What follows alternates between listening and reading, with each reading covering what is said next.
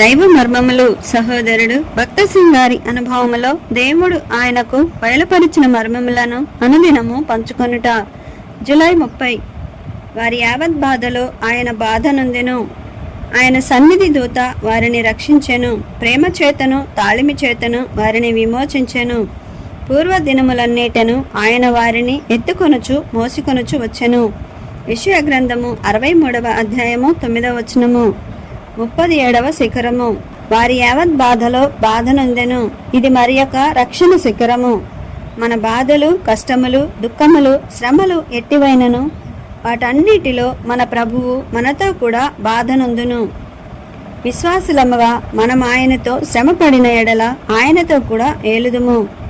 ఆయన మన భారములలో పాలుపుచ్చుకొనుచు వాటిని మోయును. అందువలననే ఆయన మీ మీద నా కాడి ఎత్తుకొని నా యొద్ద నేర్చుకొనుడి అనుచున్నాడు. మత్తయి సువార్త 11వ అధ్యాయము 29వ వచనము. సాధారణముగా బండిని లాగుటకై 2 ఎద్దులను వాడుదురు.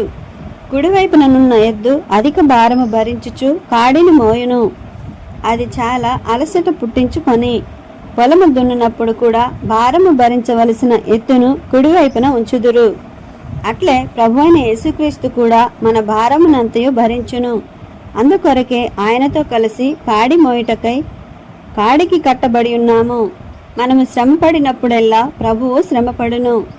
నీవు దుఃఖపడినప్పుడెల్లా ఆయన నీ దుఃఖము భరించును. నీవు ఏడ్చినప్పుడెల్లా ఆయన ఏడ్చును. నీవు ఆకలి గొనినప్పుడెల్లా ఆయన ఆకలి గొనును. ఆహా, ఎటువంటి పరిచర్య! వారి యావత్ బాధలో ఆయన బాధ నొందెను అని ప్రభువు చెప్పుచున్నాడు. అదే కారణమును బట్టి మనము లేకుండా ప్రభువైన యేసుక్రీస్తు పరలోక విందులో పాలు పొంద నిరాకరించెను. నేను నీ కొరకు వేచియున్నాను, నీతో కూడా శ్రమను భరించెదను. నీ అంతట నీవే ఒంటరిగా శ్రమపడుచున్నానని తలంచకము అని ప్రభువు చెప్పుచున్నాడు. ఈ కారణమును బట్టి ఈ భూలోకములో మనకు సంభవించు ఎట్టి శ్రమనైనను మనము సంతోషముగా భరించగలుగుచున్నాము. అదృశ్యమైన ఆయన దూతలు మనలను శత్రువు యొక్క అనేక అదృశ్య దాడుల నుండి కాపాడును. ఇది అద్భుతమైన రక్షణ శిఖరము.